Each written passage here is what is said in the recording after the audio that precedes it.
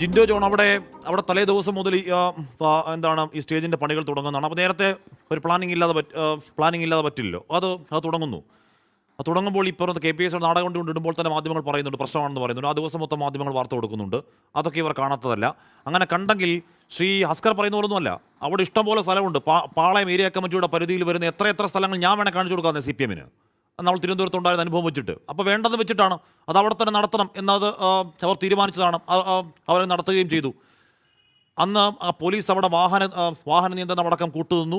ശ്രീ ജിൻഡോ അന്ന് വേദിയിൽ MV ഗോവിന്ദൻ പറഞ്ഞ എന്താണെന്ന് അറിയാം. ഈ പറയുന്ന മാധ്യമങ്ങൾ വാർത്ത കൊടുത്തത് നേരത്തെ ഹസ്കർ പറഞ്ഞ പോലെ ഇന്ന് ഇടതുവിരുദ്ധ മനോഗതി പ്രചാരവേല അവരുടെ സ്ഥിരം ക്ലീഷേ അന്ന് MV ഗോവിന്ദൻ പറഞ്ഞു.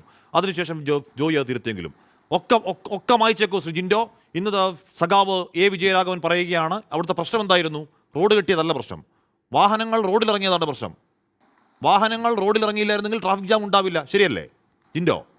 അല്ല, ശരിയാണ്. കാരണം കേരളം ഭരിക്കുന്ന രാജാവിൻ്റെ അണികൾ പറയുന്നത് ശരിയാണെന്ന് സമ്മതിച്ചില്ലെങ്കിൽ നമ്മൾ ചിലപ്പോൾ കൽത്തുറങ്കിൽ അടയ്ക്കപ്പെടുമല്ലോ.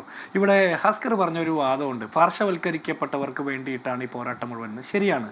MV ഗോവിന്ദൻ എന്ന് പറഞ്ഞ MLA, VK പ്രശാന്ത് എന്ന് പറഞ്ഞ MLA, V ജോയി എന്ന് പറഞ്ഞ MLA, ഇങ്ങനെയുള്ള MLA-മാരുടെ നേതൃത്വത്തിൽ റോഡിൻ്റെ നടുവിൽ സ്റ്റേജ് കെട്ടി ഇവർ സമ്മേളനം നടത്തി. അതിനുശേഷം നിങ്ങൾ എന്നെ കമ്മ്യൂണിസ്റ്റ് ആക്കി എന്നുള്ള നാടകം നടത്തി ഏകദേശം 24 മണിക്കൂർ നേരത്തേക്ക് സാധാരണ മനുഷ്യരെ റോഡിൻ്റെ ഓരത്തേക്ക് പാർശ്വവൽക്കരിച്ച പരിപാടി ഏതായാലും നല്ല പരിപാടിയാണല്ലോ. ഇതാണ് യഥാർത്ഥത്തിൽ ഇവർ നടപ്പാക്കുന്ന കമ്മ്യൂണിസ്റ്റ് പരിപാടി. ഇതിനെതിരെ സംസാരിക്കുന്ന നമ്മളാണ് കമ്മ്യൂണിസ്റ്റ് വിരുദ്ധർ. അതുകൊണ്ടാണ് അന്ന് MV ഗോവിന്ദൻ ആ വേദിയിൽ വെച്ച് പറഞ്ഞത് അതിനെതിരെ റിപ്പോർട്ട് ചെയ്ത മാധ്യമങ്ങൾ കമ്മ്യൂണിസ്റ്റ് വിരുദ്ധതയാണ് ചെയ്യുന്നത് എന്ന്. ഈ പരിപാടിയെക്കുറിച്ചിട്ട് കഴിഞ്ഞ ലോക്സഭാ തെരഞ്ഞെടുപ്പിന് ശേഷം ബേഷായി തോറ്റപ്പോൾ ഈ വിജയരാഘവൻ പറഞ്ഞൊരു കാര്യമുണ്ട്. എന്താണെന്ന് അറിയോ? കമ്മ്യൂണിസ്റ്റ് പാർട്ടി, കേരളത്തിലെ മാർക്സിസ്റ്റ് പാർട്ടി, കമ്മ്യൂണിസ്റ്റ് പാർട്ടി എന്ന് പറയാൻ അർഹതയില്ല ഇവർക്ക്, മാർക്സിസ്റ്റ് പാർട്ടി പൂതലിച്ച അവസ്ഥയിലാണെന്ന്. ആ പൂതലിച്ച അവസ്ഥയിലിരിക്കുന്ന പാർട്ടിയിലേക്ക് കുറച്ചുകൂടി പൂതലിപ്പിന് വേണ്ടിയിട്ടുള്ള പണി നടത്തിക്കൊണ്ടിരിക്കുകയാണ് വിജയരാഘവനെ പോലുള്ള ആളുകൾ. പോളിറ്റ് ബ്യൂറോ മെമ്പറുടെ നിലവാരം ഇതാണെങ്കിൽ താഴത്തെ ബ്യൂറോയുടെ അവസ്ഥ എന്താണെന്ന് നമുക്ക് ഊഹിക്കാവുന്നല്ലേ ഉള്ളൂ ഹാഷ്മി.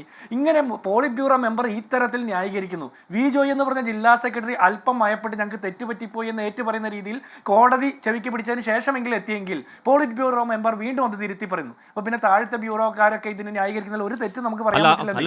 അല്ല ജിൻഡോ, നാളെ നിങ്ങൾ അധികാരത്തിലേക്ക് എത്തുമ്പോൾ നിങ്ങളുടെ ഒരു പരിപാടി ഇപ്പോൾ അവിടെ പോലീസ് അവിടെ നോക്കി നേരെ പോലീസ് സ്റ്റേഷൻ കാണാം. പോലീസ് സ്റ്റേഷന്റെ കൺമുന്നിൽ ഭരിക്കുന്ന പാർട്ടിയുടെ സമ്മേളനം ആയതുകൊണ്ടാണല്ലോ പോലീസ് അനുവദിച്ചത്. നല്ലെന്നുണ്ടെങ്കിൽ കോൺഗ്രസിന്റെ BJP-യുടെ മറ്റേതെങ്കിലും പാർട്ടിയുടെ അത് സമ്മതിക്കോ? എല്ലാവരും പൊളിച്ചുവിട്ട് തൊട്ടിക്കൊണ്ട് കളയില്ലേ?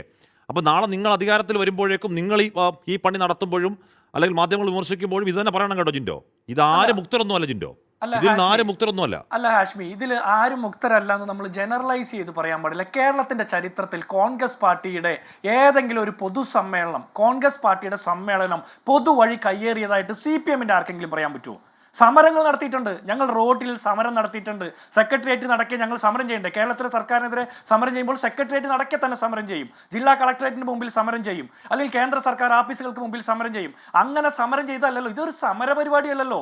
ഭരിക്കുന്ന പാർട്ടിയുടെ ഏരിയ സമ്മേളനത്തിന്റെ പൊതുസമ്മേളനം അത് നാട്ടുകാരൻ നെഞ്ചത്ത് നടത്തുകയാണ്, കോടതിയുടെയും പോലീസ് സ്റ്റേഷന്റെ കൺമുൻപിൽ നടത്തുകയാണ്. ആർക്കും ഒരു ആക്ഷേപമില്ല.